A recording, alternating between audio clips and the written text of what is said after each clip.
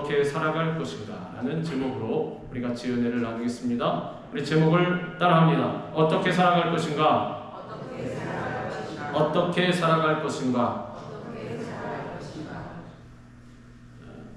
가장 중요한 것은 내가 어떻게 살아갈 것인가.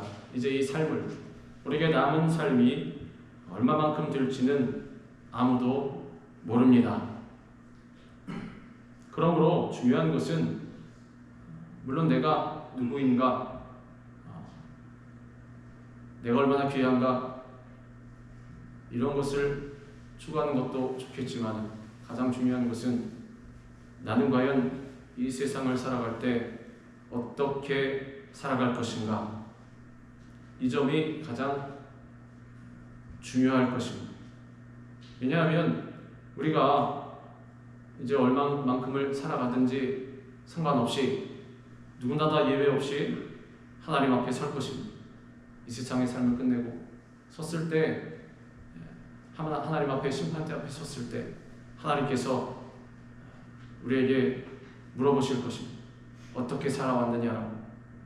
우리가 지금 이 순간부터 시작해서 이 세상에 어떻게 살아가느냐에 따라서 하나님의 우리를 향하신 심판이 이어질 것입니다. 그래서 우리가 어떻게 살아갈 것인가가 가장 중요합니다. 그거 외에는 없습니다. 우리 많은 믿음의 선진들이 그렇게 살아갔습니다. 내가 과연 어떻게 살아갈 것인가? 어떻게 살아가야 하는가? 왜냐하면 우리는 나그네와 같은 인생을 살아가기 때문에 그렇습니다. 나그네가 무엇입니까? 집도 아무것도 없이 계속해서 떠돌아다니는 사람이 나그네입니다. 우리가 그런 인생을 살고 있습니다. 왜? 이 세상에 천년만년 살지를 않습니다. 왔다가 살아가고 가는 것입니다. 즉 계속해서 지나가는 삶, 나그네와 같은 인생을 살아가기 때문에 어떤 사람도 죽음을 피할 수 없기 때문에, 그리고 죽음 후에는 반드시 심판이 있기 때문에, 그러므로 우리 인생이 어디에서 와서 무엇을 위해 살며 어디로 가는지를 분명히 알아야 하는 것입니다. 우리 인생의 목적을 온 인류의 소망 대신 예수 그리스도를 따르는 데 두고 살아가야 하는 것입니다. 세상에 나가보십시오. 무엇을 위해서 살아가는지 누구나 할 것 없이 예외 없이 나 자신을 위해서 살아갑니다. 당신에게 있어서 무엇이 가장 귀합니까? 가족도 있고 자녀도 있고 부모 형제도 있겠지만은 근본적으로 가장 중요한 것이 무엇이라고 대답합니까? 나입니다. 나 자신. 나의 성공을 위해서, 나의 건강을 위해서, 나의 안위를 위해서, 나의 행복을 위해서, 나의. 서점에 한번 가보십시오. 무슨 책들이 많은지, 어떻게 살아가는지에 대해서, 어떻게 살아가야 하는지, 어떻게 살아가는지 가는 것이 성공하는 길인지, 관점이 세상적인 관점으로 나와 있습니다. 누구나 할 것 없이. 심지어는 그리스도인들 중에서도 그런 사람들이 많이 있습니다. 결론으로 가서는 나다. 왜? 하나님께서 나를 가장 귀한 존재로 창조하셨습니다. 그건 맞습니다. 그건 맞는데 중요한 것은 우리 예수님에 비하면 나는 아무것도 아니라는 사실. 내가 첫 번째가 되면 안 된다는. 물론 하나님께서 나를 귀한 자녀로 불러주셨습니다. 그럼 왜 불러주셨습니까? 내가 최고가 되라고? 예수님도 하나님도 필요 없고 내가 최고다 이렇게 되라고? 아닙니다. 착각하면 절대로 안 됩니다.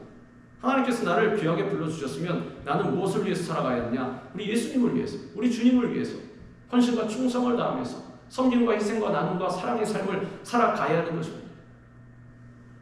주님께서 제자들에게 이렇게 말씀하셨습니다. 누구든지 나를 따라오려거든 어떻게 살아가라? 주님을 따라가는 삶을 살아가라. 이 세상을 사는 수많은 사람들이 죄 가운데 태어나서 죄 가운데 살다가 죄 가운데 죽어가는 절망의 삶을 살고 있습니다.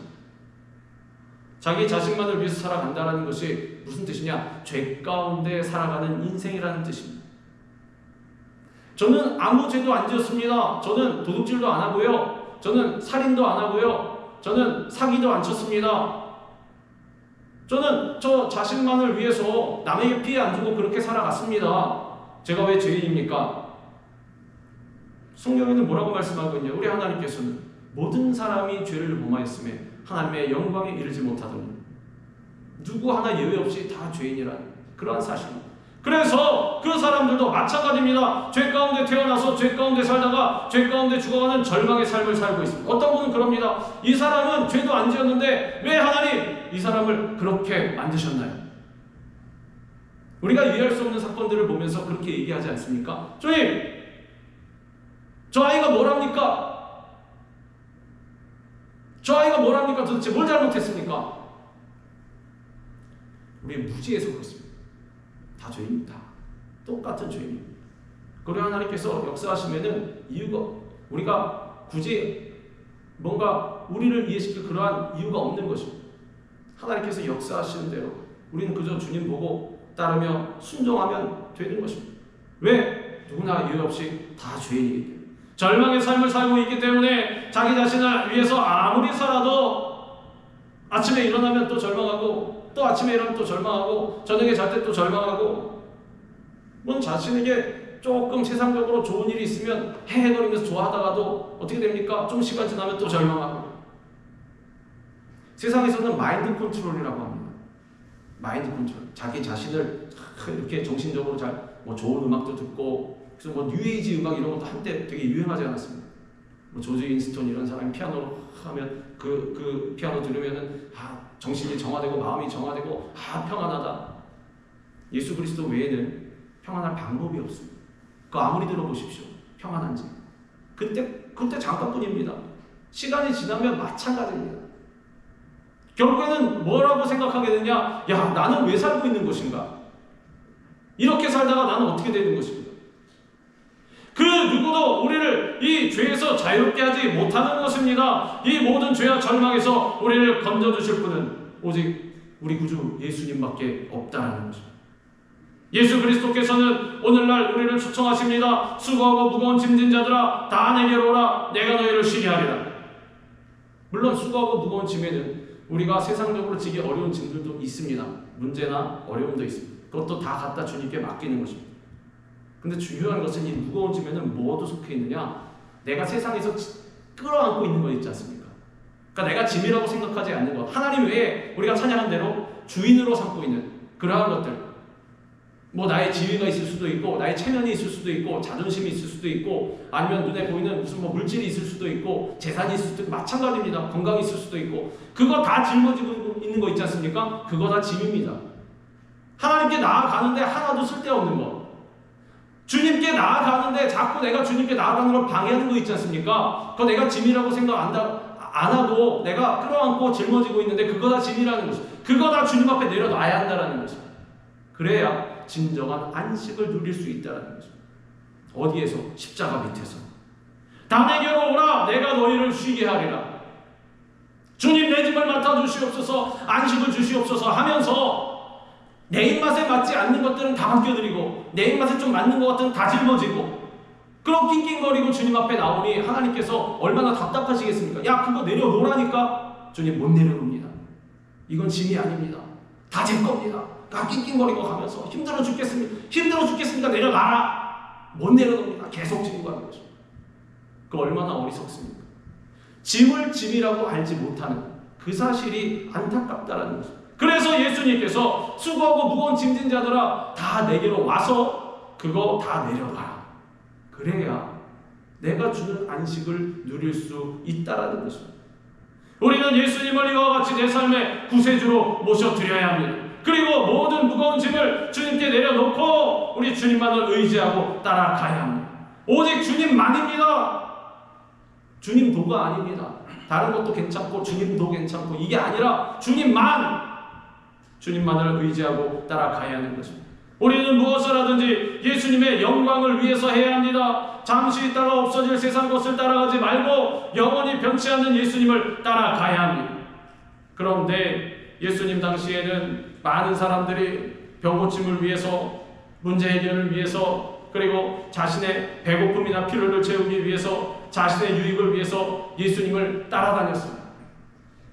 많은 사람들이 수천 명 수만 명의 사람들이 오병이어의 기적을 체험한 무리들은 예수님이 이 로마 정권에서 자신들을 해방시킬 그러한 지도자로 여기고 그러니까 억지로 붙들어다가 임금으로 삼으려고 했다라고 기록되어 있습니다. 여러분 놀랍지 않습니까? 어떻게 떡 5개와 물고기 2마리로 5,000명이 넘는 수만 명의 사람들을 그렇게 먹이시는지, 아, 이분이 진짜 짱이구나, 모셔다가 우리 임금을 삼자. 그래서 예수님께서는 오히려 그것을 아시고 피하셨다라고 했습니다. 희한합니다. 우리 같으면 어떻게 했겠습니까? 우리가 그러한 기적을 행했다. 그래? 내가 좀 괜찮지? 가서 임금이 됐을 것입니다. 자, 나를 따르라. 그럼 뭐라고 합니까? 이 부귀영화는 우리 주님께서 주셨다. 자, 내 거다. 딱 짊어지고 제가 말씀드린 그 짐 지고 나가는 것입니다. 이거 다 내 거다. 그러나 예수님께서 힘없이 로마 재판정에 서게 되니까 이 사람들이 갑자기 돌변합니다. 어떻게? 예수님을 십자가에 못 박으라. 소리치고 욕하고 조롱했습니다. 그들은 자신에게 유익이 되면 예수님을 따르다가도 유익이 되지 않으면 예수님을 버렸습니다. 오늘날에도 마찬가지입니다. 많은 그리스도인들이라는 사람들이 눈에 보이는 축복만을 위해서, 자기 필요와 자기 유익만을 위해서 주님을 따라다닙니다.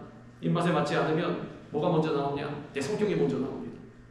화를 내고 분노하고 고집을 부리고, 본질적인 건 상관이 없습니다. 나의 유익을 위해서. 주님, 왜 이거 안 주십니까? 주님, 이거 부족한데 왜 안 주십니까? 주님은 그거 채우는 데만 필요가 있다라는 뜻입니다. 그거 다 채워졌으면 모른 척합니다. 그 다음에 일주일에 한 번 교회는 나오는데 나머지 6일은 모른 척합니다. 주님, 왜? 부족한 것이 없기 때문에. 그래서 주님께서 뭐라고 말씀하셨습니까? 우리 예수님께서 부자가 천국에 들어가는 것이 낙타가 바늘기 들어가는 것보다 어렵다라는 거죠. 바늘기 요만한데 거기 낙타가 어떻게 들어갑니까? 그러니까 그거보다 더 어렵다. 왜? 부족함이 없기 때문에. 부족함이 있어야 그것이 은혜요, 그것이 좋은 것인데 그걸 모르고 주님을 통해서 이것만 채워줘야 됩니다. 이게 목적입니다. 그러니 신앙생활이 나아지지를 않습니다. 계속해서 원점으로 계속해서 뱅뱅뱅 해서 돌아옵니다. 빠져나가지 못하는 숲을 계속 보는 것처럼. 그러나 우리는 달라야 합니다. 우리의 유익을 위해서가 아닌, 우리가 진정으로 나의 모든 것을 내려놓고 한평생 따라가야 할 대상은 우리의 소망이요 희망이 되신 예수 그리스도 한 분뿐이 없다라는 사실. 우리 주님만 따라가고 주님만 바라봐야 예수님처럼 살아갈 수가 있습니다. 주님께서 걸어가신 길, 주님께서 행하신 일, 주님께서 우리에게 보여주신 삶을 그대로 따라가야 하는 것입니다. 왜 살아갑니까? 어떻게 살아야 합니까? 예수님처럼 살아야 하는 것입니다. 예수님의 제자들은 진정으로 예수님을 따라가는 삶을 살았습니다. 예수님처럼 살아가도록 열심히 주님을 따라갔습니다. 예수님께서 그들을 부르셨을 때 어떻게 했습니까? 주님, 잠깐만 기다리십시오. 요 배랑 요 그물이랑 다 팔아서 쫙 정리하고 요걸 갖고 가서 주의 사명에 쓰겠습니다. 그래, 잠깐만 기다려. 이게 아니고 따르라 그랬을 때 다 버려두고 따랐다라는 것입니다. 배와 그물을 버려두고, 심지어 누구까지, 아버지까지 버려두고 주님을 따랐다라는 것입니다. 폐륜을 저지르라는 것이 아닙니다. 가장 내가 귀하게 여기시는 분이 누구냐? 하나님께서 물어보시는 것입니다. 선택하라. 선택권을 우리에게 주셨다라고 제가 새벽기도 때 내내 말씀드리지 않았습니다. 선택권을 우리에게 주셨습니다. 근데 말씀은 다 해주셨고 정답은 다 가르쳐주시고, 자, 선택해라. 바보가 아닌 이상 올바른 선택을 해야 되는데 어떻게 합니까? 세상의 염려 재리에 눈이 어두워져서 다른 선택을 하게 될 경우가 있다라는 것입니다. 그런데 제자들은 달랐습니다. 나를 따르라 그랬을 때 배와 그물을 버려두고 주님을 따랐다는 것입니다. 물론 중간에는 잠시 삐끗할 때는 있었습니다. 그러나 결국에 성령 충만 받음으로 말미암아 마침내 예수님을 따라서 순교의 길을 갔다라는 것입니다. 그러므로 우리도 오직 길과 진리요 생명이 되시는 예수님만 믿고 의지하고 따라가야 하는 것입니다. 그 길이 물론 달갑지만은 않습니다. 누구나 피하고 싶습니다. 예수님도 피하고 싶으셨습니다. 그러니 피하고 싶은 마음이 드는 것은 당연합니다. 그건 당연합니다. 그런데 진짜 피해서 안 가는 것은 또 다른 문제입니다. 그렇지 않습니까? 예수님도 연약하셨으니 나도 연약한 게 당연하지, 난 안 갈래. 이건 안 된다는 거죠. 잠시 삐끗할 수는 있습니다.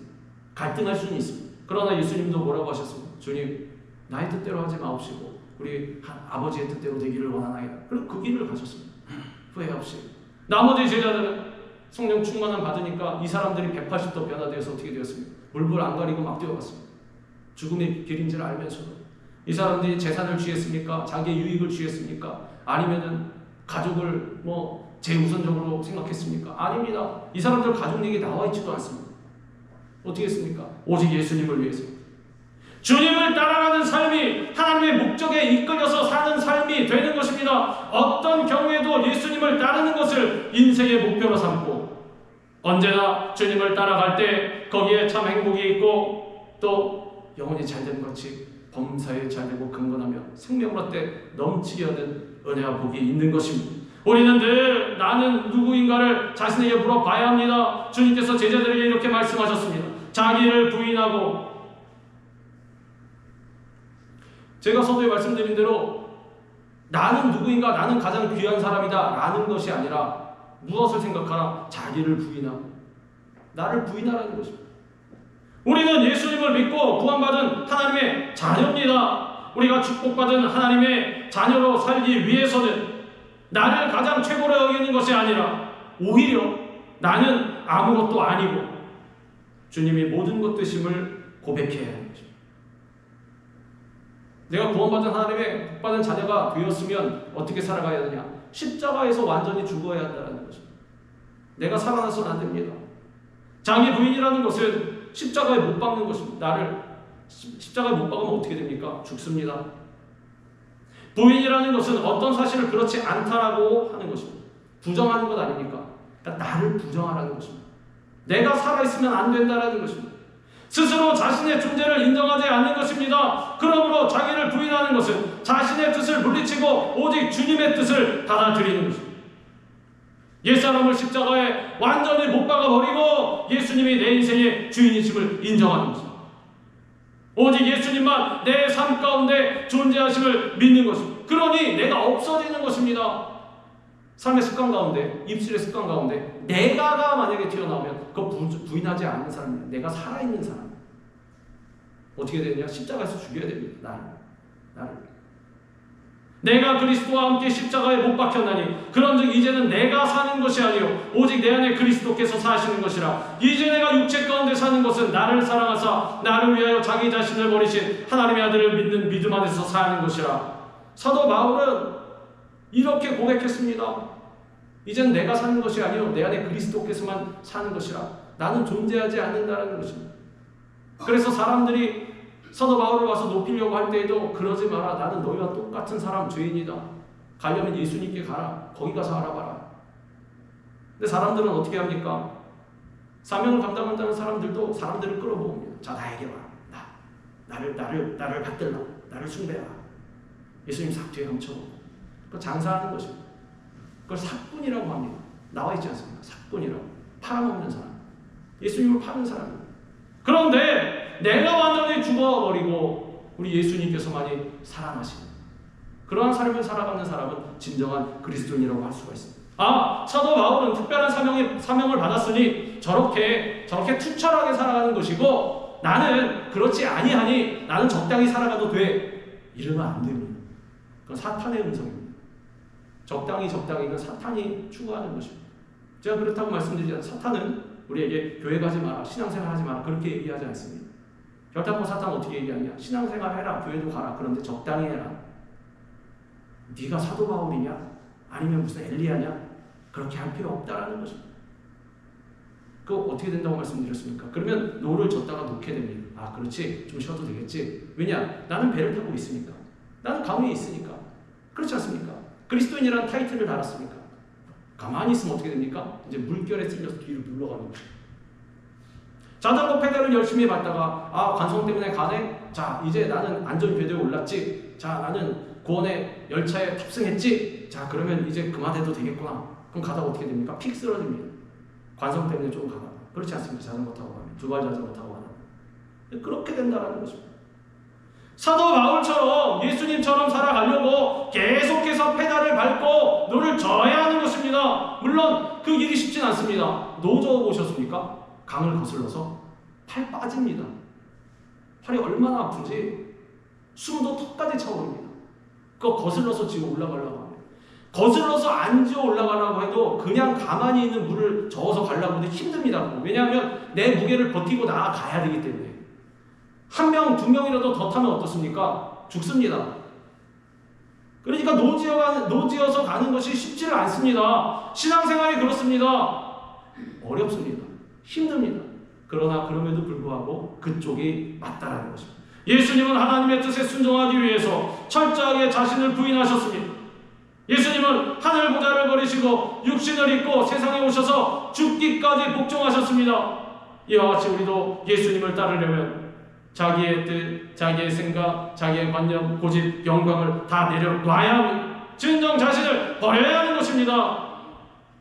내가 자꾸 드러나고 내가 유명해지지 않습니까? 그러면 예수님의 영광을 가리게 되어 있습니다. 동전의 양면처럼.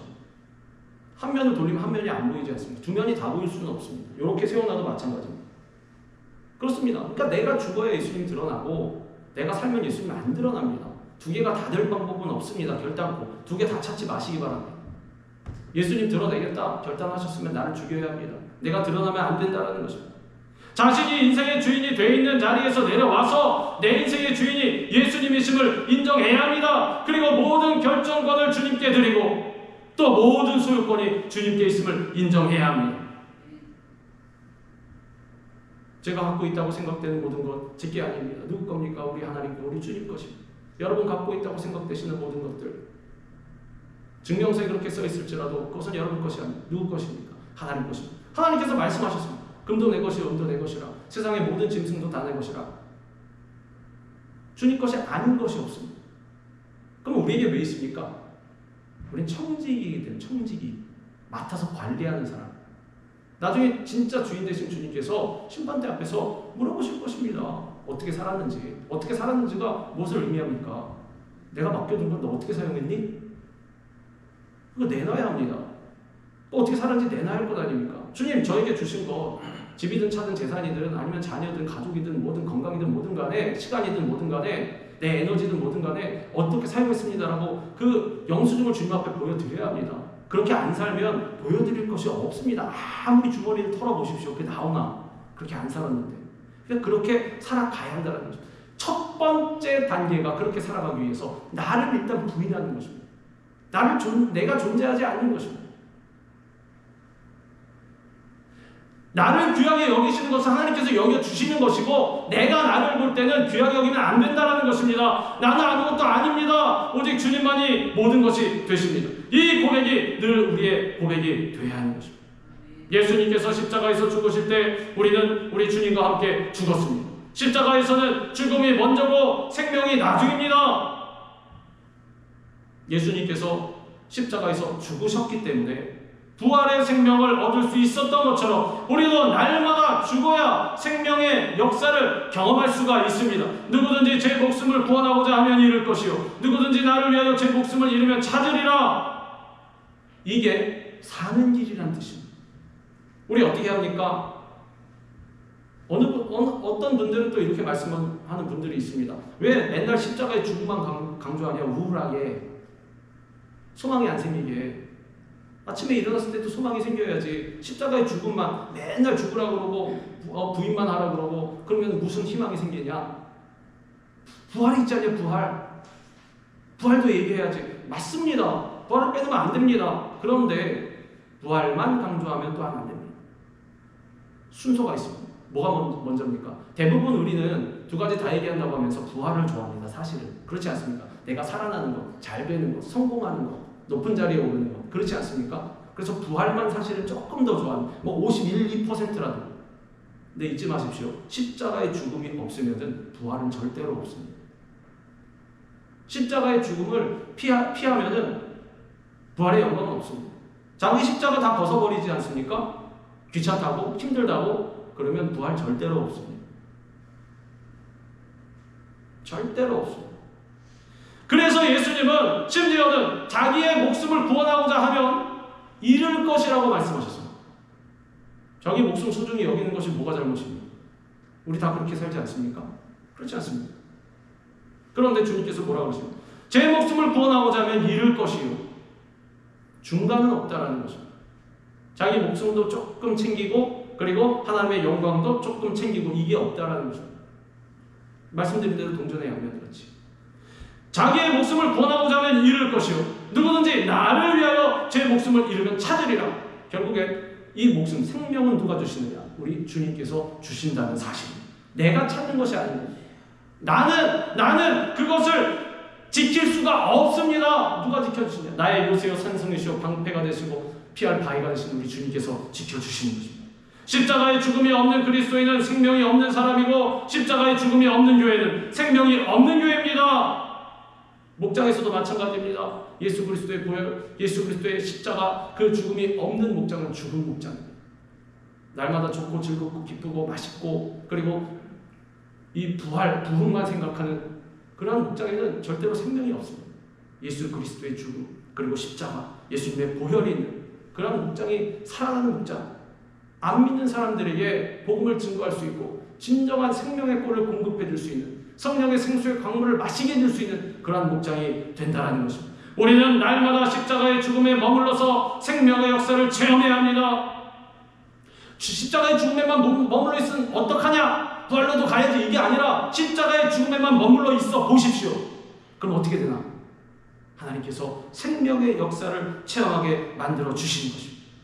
예수님께서 부활하려고 십자가에서 달려서 돌아가신 이후에 자 부활해야지 막 이러신 것이 아니라 하나님께서 살리셨다라고 했습니다. 십자가에서 달려서 물과 피를 다 쏟으시고 죽으신 예수님을 우리 아버지 하나님께서 살리셨다라는 것입니다. 우리도 마찬가지입니다. 내가 죽어야 내가 살고, 내가 죽어야 가정이 살고, 내가 죽어야 교회가 살고, 내가 죽어야 나라가 사는 것입니다. 내가 살면 아무것도 살지 못합니다. 나도 살지 못합니다. 내가 죽어야 하는 것입니다. 그래서 사도 바울은 자신은 날마다 죽는다고 고백했습니다. 형제들아, 내가 그리스도 예수 우리 주 안에서 가진 바 너희에 대한 나의 자랑을 두고 단언하노니 나는 날마다 죽노라. 나는 날마다 죽고 또 부활하노라. 나는 날마다 부활하노라. 멋있지? 이게 아니라 뭐라고만 고백했습니다. 나는 날마다 죽노라. 죽어도 또 죽고 죽어도 또 죽고 죽어도 또 죽고 아침에 일어나도 죽고 저녁에 자도 죽고 낮에 삶을 살아갈 때에도 죽고 나는 날마다 죽노라. 십자가의 죽음이 얼마나 귀한 것인지 사도 바울은 알고 있었습니다.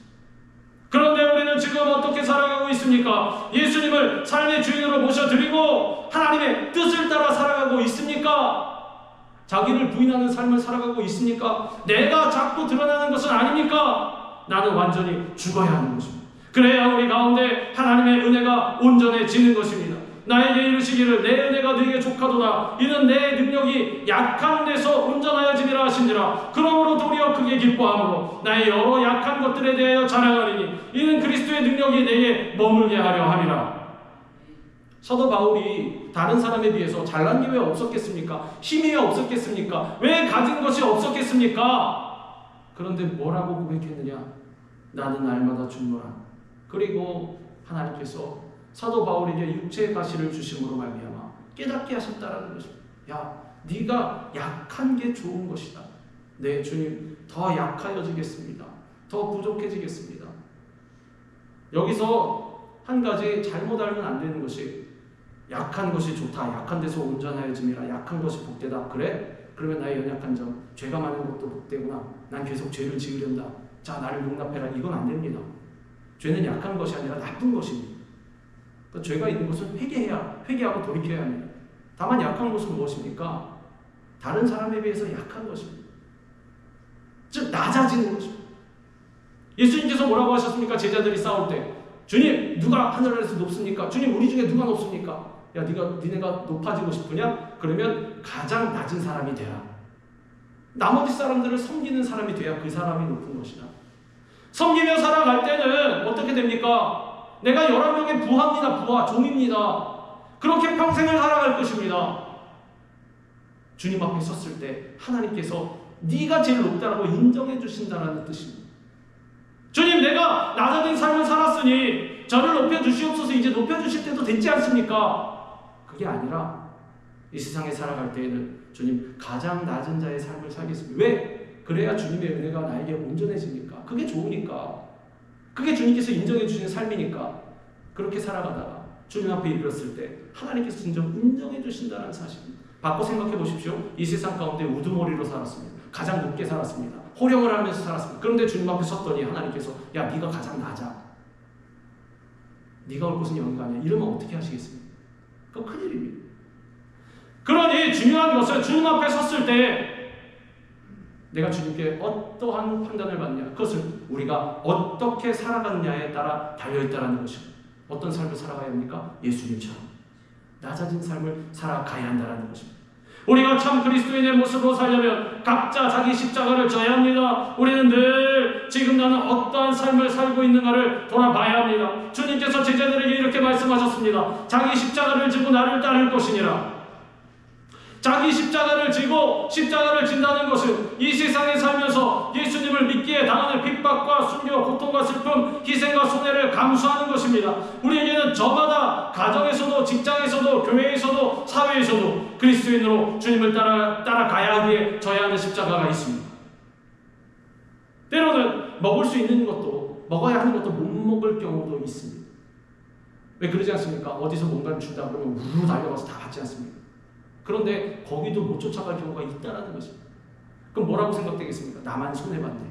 나만 피해봤네. 이렇게 생각하지 않습니까? 다른 삶을 살아갈 때도 마찬가지입니다. 다른 사람들은 다 저렇게 약삭빠르게 잘 살아가는데 나는 왜 이렇게 살아가지? 그러면 주님께서 보상을 해주셔야 되는데 보상도 없습니다. 사실은 그런 삶을 살아감에 따라서. 그럼 나는 뭔가? 그게 십자가입니다. 그게. 다른 게 아니라 그게 십자가입니다.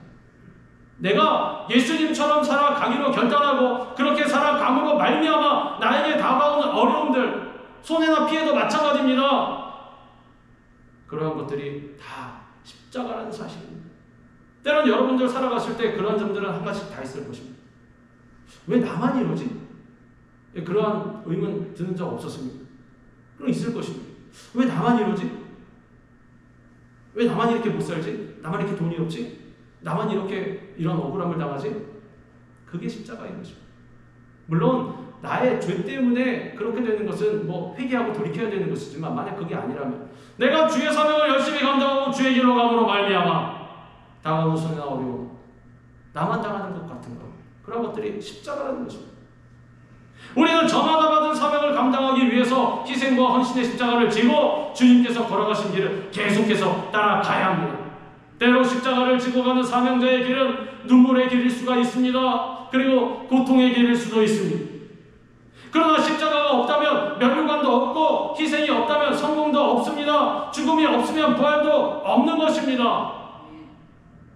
우리는 다 부활하길 바라고 면류관을 받기를 바랍니다.